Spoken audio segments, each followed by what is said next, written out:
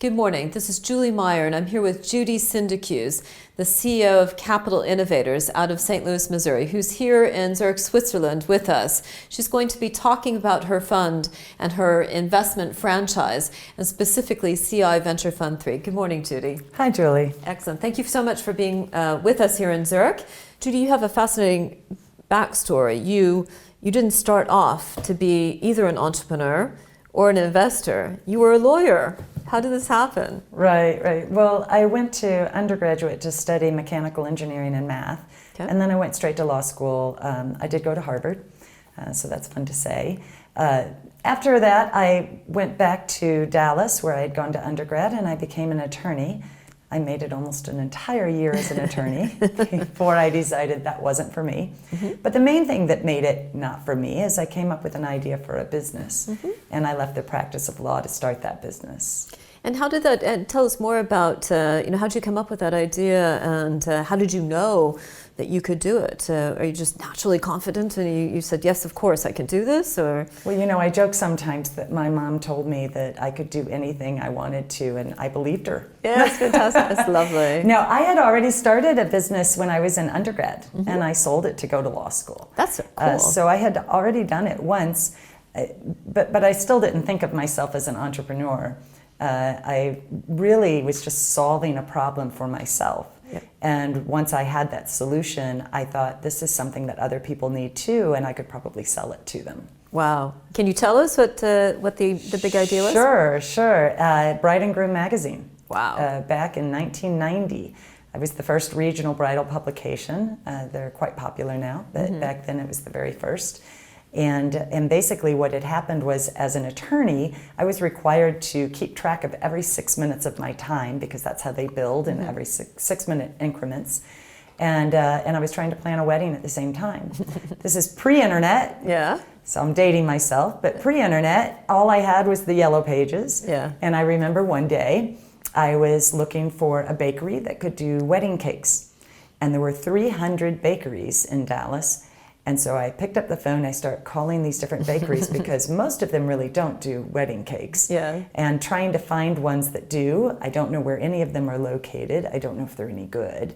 And after 3 hours of being on the phone with these bakeries, I had exactly 2 appointments to go and visit the bakery to see if this was somebody I would want to use. And all I could think was, now I have 3 hours of billable time I'm going to have to stay after and make up. And there's so much else you have to do when you're planning a wedding. Yeah. And so I wanted to get some help. So I went to the newsstand and looked for a magazine that would help me. And at that time, there were 4 bridal publications, and they were all national in scope. And they were huge, 400, 800 pages. But they were filled with things that were national in scope, which is 3 things when it comes to a wedding. It's your wedding dress style, your china pattern, because that's what people used to give you as a gift, and honeymoons. Those are the only 3 things that are national in scope when you're planning a wedding. But there's no help there to tell you who does wedding photography or videography or their flowers or where you can get married or who's going to do your catering. Wow. I mean, all of these things are local in nature, so it was no help at all. And I thought, wait, I know why this is, why nothing exists. It's because women didn't used to be working. They didn't used to be attorneys billing every 6 minutes of their time and trying to figure out how to plan a wedding.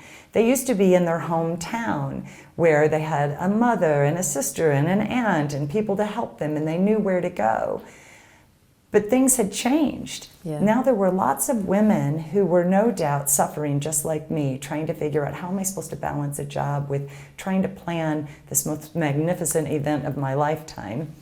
And so I thought, I need to fix this. I need to solve this problem, not just for myself, but for all of the women out there that were new professionals. I love it. And at the core of all of that was a confidence that you had that said, I'm not crazy, I'm experiencing something, this is a common problem, and I have enough of everything from intelligence to fix this problem. And that's a very, kind of common sense, bit homespun approach that says, I'm a problem solver. I can do this. I will say that pretty much everybody thought I was crazy. Okay. Okay. But I think the question was, Wait, let me get this straight. Mechanical engineering, Yeah. a law degree from Harvard, you're making a lot of money. You have a lot of student loans you have to pay back. Yeah. But you're going to quit and start a bridal magazine. And my answer was, yes. Yeah. But it all worked out. And so now, as you are the managing partner of this fund, franchise 122 companies and all the rest of it, do you still encourage people, the entrepreneurs that you back, to solve a basic problem that they have experienced? Is that still the crux of your success? Always. If you are out there trying to selling to solve somebody's pain is always more successful and always easier than trying to sell a new opportunity. Yeah. So you have to find a pain point and solve that problem. In fact, I encourage college students so many college students now want to be entrepreneurs, want to be entrepreneurial. And I try to tell them that they should not spend so much time trying to find their own idea, because that's really going to require them to go out and live life and experience it, figure out what annoys them the most in this world, and then solve that problem. Yeah. And then explore, is that solution something that other people would pay money for? Interesting. And that's really the best way to come up with your own idea for a business. But in the meantime, if they don't want to go work for a large corporation while they're experiencing life, they really want to learn more about what it means to be an entrepreneur, they should go be on a team for another entrepreneur. Yes. And I sort of joke with them and say, imagine if you were the number 5 person at Google. Yeah, How cool would that be? That's okay. So to find a successful entrepreneur that's already doing great things and then go be on their team, you still get to be entrepreneurial. Yeah. And you still get to make a lot of money. Yes. And you get to experience life and come up with your own idea for after you achieve success in that first company. Fabulous, fabulous. I mean, many of your companies are really rocking it. They're making good money, revenues and profits and so forth. This is not little kindergarten stuff. You've got companies that, you've had some exits, of course. Some of them are just really going. What are some of the highlights? Who are the big star performers and so forth? So one of the first companies I invested in is called Gainsight. Gainsight. And when they started in my program, they had 4 people on their team. Yeah. 2 of them part-time. Okay. And they had, I think they had 1 client. Okay. Yep. They are now, their last raise was a couple of years ago, and they were valued at $800 million. Wow, well done. They're headed for an IPO. Okay. So that's a superstar company. It's amazing to me to think about where we were sitting in that little program, and now they have multiple locations and names on buildings and the whole bit. Yeah. I have another one that's called Lockerdome that's doing very well. Okay. The last 3 years, they've grown an average of 300% year over year. Their revenues in 2018 were over $17 million. Wow. So they're really doing well. I'm excited about their prospects. I think their last valuation was also a couple of years ago. It was $110 million. Good grief. Fantastic. Well done. You must be super proud about that. And that, the journey of working with entrepreneurs and helping them get through the difficulties or the kind of near-death experiences to the breakthrough moments is just an extraordinary journey. It doesn't get better than that. It's just so much fun. You must have a very close-knit team at Capital Innovators and the mentors and so forth, almost like a family. Oh, yeah. I have the best job in the world. Really look forward to getting up and going into the office. And part of that's because, like you stated, helping the entrepreneur is so rewarding, as you know, because of what you do. But it is also the team. The mentors that I have with me have been with me for years. And they're like my family. I enjoy them so much. Yeah. We have so much camaraderie. And I think it is because they're all wanting to give back as well. Yeah. We're all in a place, people who have been successful in the entrepreneur world, they're A-type personalities. They can't stop and go play golf just because they've made it. I mean, maybe one day a week. But the rest of their time, they really want to be on the cutting edge of things and stay relevant and useful and have a purpose. And so these mentors have found that in the new entrepreneurs coming up. It has to be said, early stage investment is tough. But you're managing to do it, and you're managing to do it well. What's the magic that the formula? How are you doing this? I think it's probably a combination of things. One is I've started 6 different businesses myself. So 6? yes. Wow. And so I know what it is to be an entrepreneur. I know all of the challenges that you're talking about. So it really helps me gain some insight so that I can better help the entrepreneurs that are starting their businesses now achieve their success. But it's not just me. It's mainly the network that I've been able to build from all kinds of people who have been there and done that and are ready to give back by helping these entrepreneurs get to where they're going. So it's other people who have built their own businesses and understand what it means to be an entrepreneur. And I think it's leveraging that network that's the secret. How big is the network now, and what kind of people are they? And as you come to Europe and so forth, how do you see this all expanding? I have over 100 mentors in my program. But to just call them mentors, I don't think is giving them enough credit. Some of these people are spending upwards of 20, 30 hours a week helping these companies get to success. It's people like the ex-CEO of Amtrak in the United States. That's our main train service. Yeah. Or the ex-CTO of Disney. Wow. These are the types of people that I'm connected to that are coming in and helping these companies grow. But it's also people who have founded companies.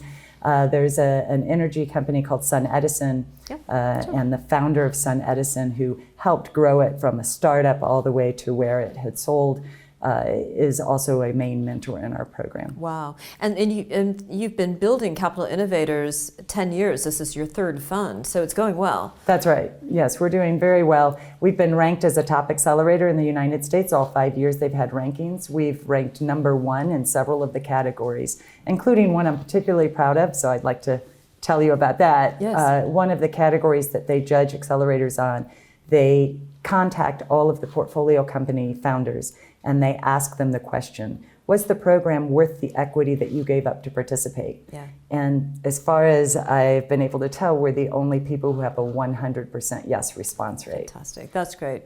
No, but that's so significant because entrepreneurs give up equity very carefully. So the fact that they think that was a great thing to do is tremendous. But Judy, we've had now, 10 conversations. You came out and spoke at Taormina. You were fantastic on stage. Everybody thought. No, but people know early stage investment. The angel investors, it's kind of hit or miss. So for angel investors and high net worth individuals to be able to invest via fund and still have the opportunities to co-invest, you've really built that fund with an idea of working with angel investors and high net worth, and that really resonated in Taormina.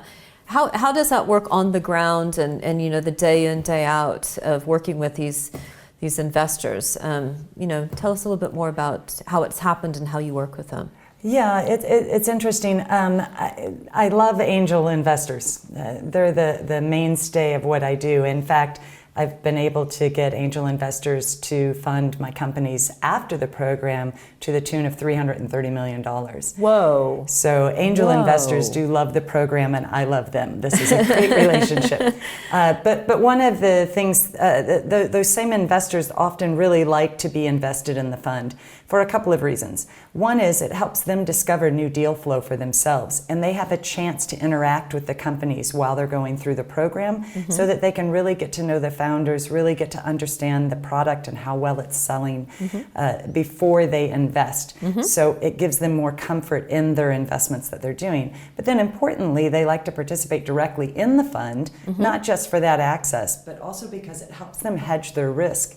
In my first 2 funds, across both funds, we're in 122 portfolio companies. Wow. So what that means is if you as an angel investor are investing in, say, 5, 10, or 20 companies, hopefully you've made some really good selections, but this allows you to hedge across 100 companies, and that can really protect yourself against certain losses or things that you can't control and give you the opportunity to be in on some really great deals that maybe you didn't find individually. Fantastic, interesting. I love the model. Now, we're not going to talk about specifically your returns except to say they're very, very good returns. And people who are interested can get in touch with you directly or through us. We'll make sure that all that information is given. You must be kind of proud about the fact that you're pulling it through. 3rd fund, early stage. Oh I yeah, mean, yeah. you know. I'm extraordinarily happy with the rankings of the program and the performance of the funds. When I first started doing this, it was really out of a sense of wanting to help other entrepreneurs. I had been there and done that, so now I wanted to give back. And I didn't realize how successful I was going to be. Yeah. Now that I am, I'm really going after that success with intentionality. This is my goal. This is something that I want to make happen for my LPs, for my entrepreneurs, and of course for myself. That's fantastic.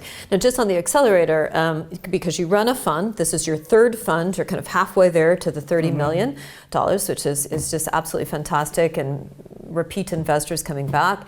But the accelerator is a key piece of that.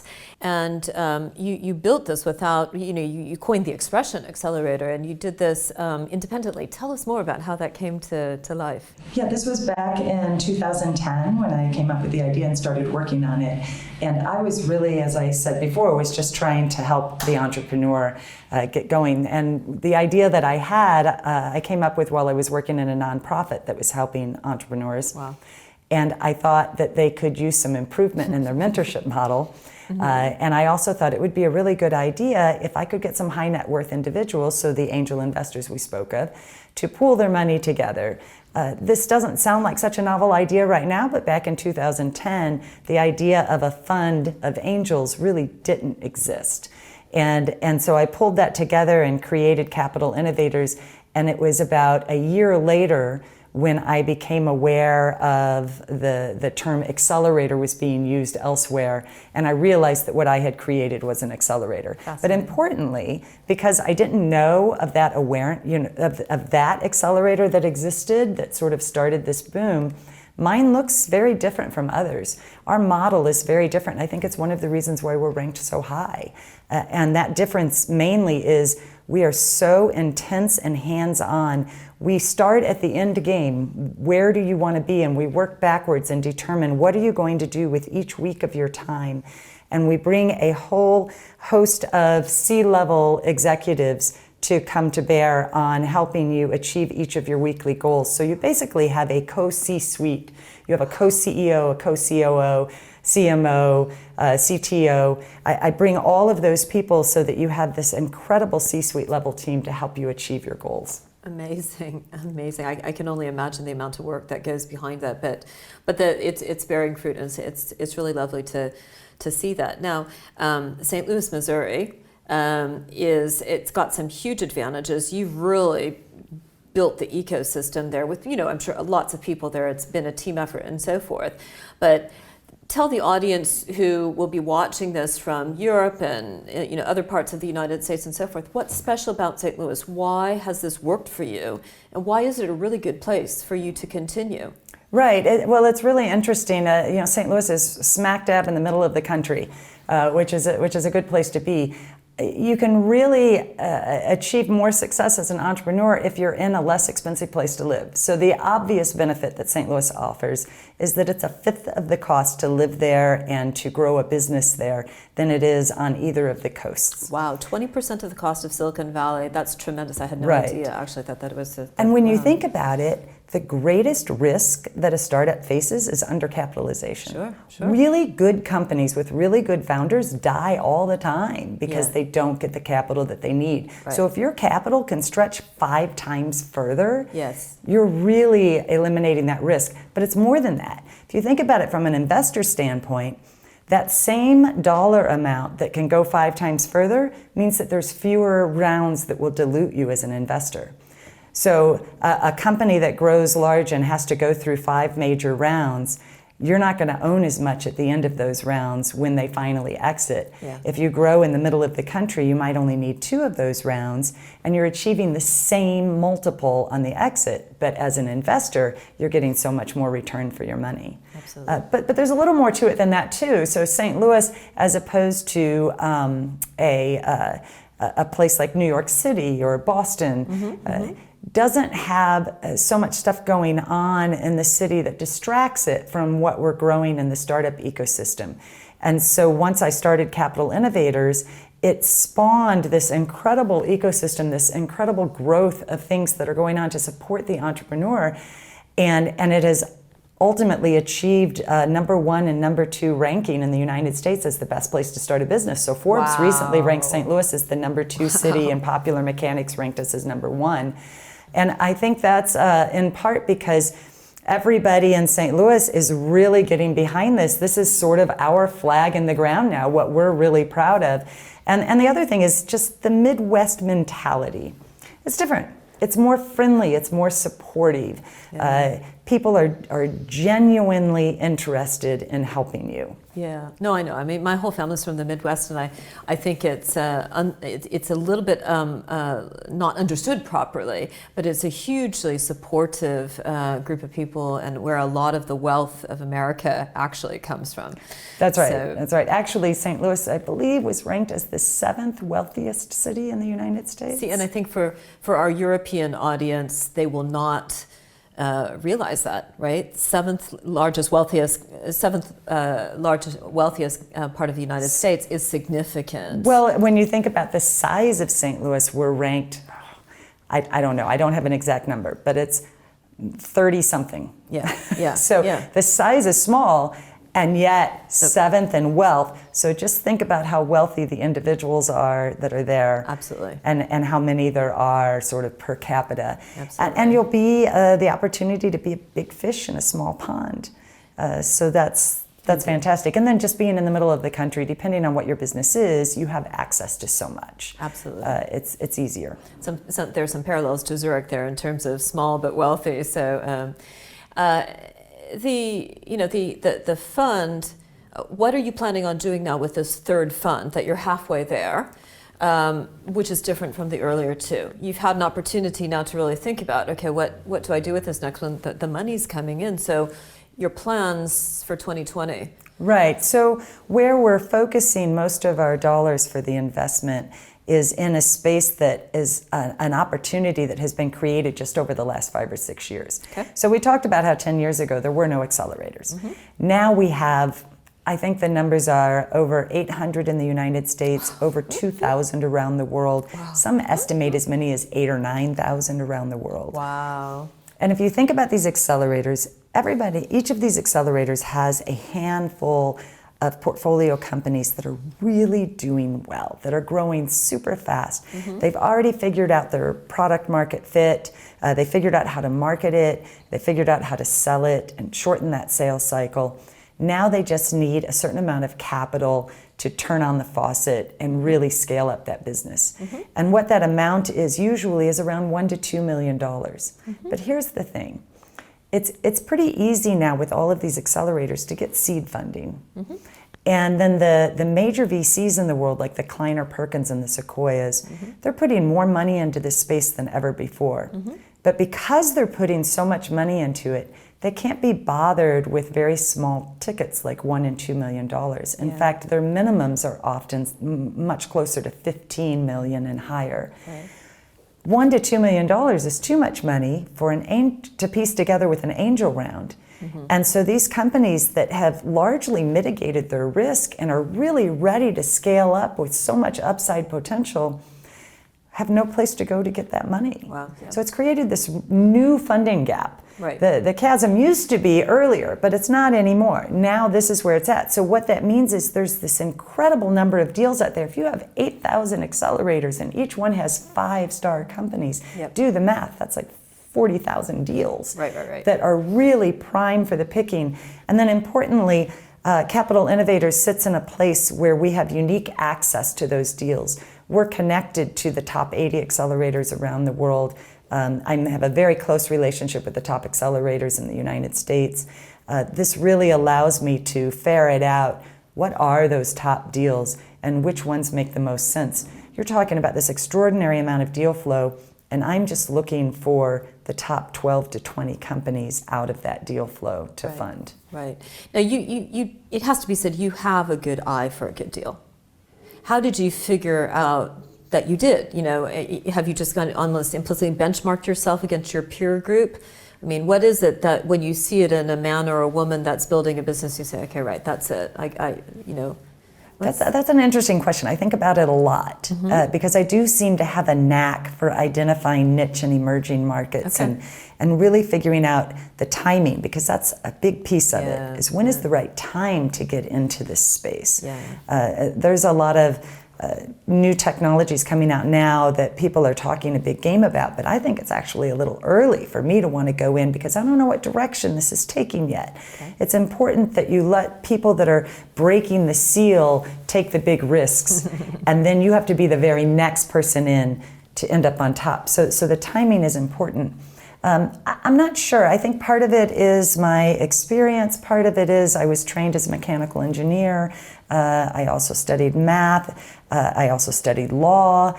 And these things are all very analytical, so I think I bring that to bear. I also think I have a unique understanding of the psychology of the founder. So marrying both the product or service that they're building with the neuroscience of the founder and getting the right pair and the right timing together, I think the secret is somewhere in there. Excellent, excellent. Now, you're Harvard educated. You bring, in some respects, almost a classic, well-trained mind to Accelerator. Is your Accelerator program more structured as a result of it? Do you think you have kind of higher standards for performance, or how would you say the fact of having gone to the best school in the country affects what you do, or is it the network, or what does Harvard mean to capital innovators? I think probably that is it. I have incredibly high standards. I've always had incredibly high standards for myself. Maybe we should explore my neuroscience, but an overachiever mentality, right? The work ethic is high, and I joke with people a lot. I say, look, I have very high expectations of anyone I work with, my team, my founders, but I don't expect more from you than I expect from myself. In fact, I actually expect far less, but apparently it's still much higher than a lot of people expect. And it is, to your point, I do bring that analytical mind to it. I feel like everything has an organized factor to it, that if you figure out what the steps are to take and take the steps, you will achieve some sort of success. You can't necessarily control the world. You can't control your customers. But if you work hard enough and you work smart enough, you absolutely will achieve some level of success. And that's where I come in to provide you with that structure and the training that you're missing as a founder. All of us have our areas that we already know and we specialize in that bring us to this game. But there's so many areas that you may not know. We believe at Capital Innovators there's 5 core areas. They'll seem kind of basic. It's finances, operations, sales, marketing, and your product. But it's important that you attack each of those areas with specific intention on making sure that you're achieving everything that you need to achieve in those. And so oftentimes what you find is you have a technical founder who doesn't understand sales, or you have a founder who understands sales and marketing but doesn't have a clue about finance. And if you don't have all of those areas in that sort of A to A plus grade range, it's highly likely that you won't succeed to your maximum potential. Excellent, excellent. Now, you are in Europe. You came to Italy. You're back in Zurich. How much are you going to invest in global startups, or how do you think about the opportunity to take your model internationally? I think the world is becoming a very small place, and it is a huge missed opportunity, not for both sides of that ocean, to understand that we need to come together if we really want to maximize these investments that we're making. If you look at my first fund, it was definitely very local. It was helping companies that were sitting in St. Louis, Missouri. The next fund expanded to the United States, both in terms of investment and then over time in terms of the companies that we were investing in. So for instance, in my program, I take applications, and last year we received over 1,000 applications. They came from 69 different countries, 48 different states. So we're already looking on a global basis. Also, as the founder of an accelerator program that's ranked so high, I've been invited to speak at a number of conferences like yours around the world. So just in the last 12 months, I've also been to South Korea and to Russia. These are all places that are trying to grow their ecosystems. And I think it's very important that we become global in this effort. So it makes the most sense for me to start developing that mentor network and that investor network to match the deal flow that I'm already seeing from around the world. I also have a number of portfolio companies that exist in the United States and some that exist overseas that want to be doing business in each other's locations. And so it is very important to me that now I grow my global network, and that's why I'm working with you. Indeed, and we're so happy that you are. Just the last point, are you open to European investors investing in your fund? Absolutely. Absolutely. Absolutely. Fantastic. Great. Well, we will make it easy for people to find you. We thank you for your time on Entrepreneur Country TV, sharing a bit about your insight, the inspiration behind Capital Innovators, and so forth. And we will certainly welcome you back. And thank you so much for coming, Judy, and being with us here in Zurich. Thank you. Thank you, Julie.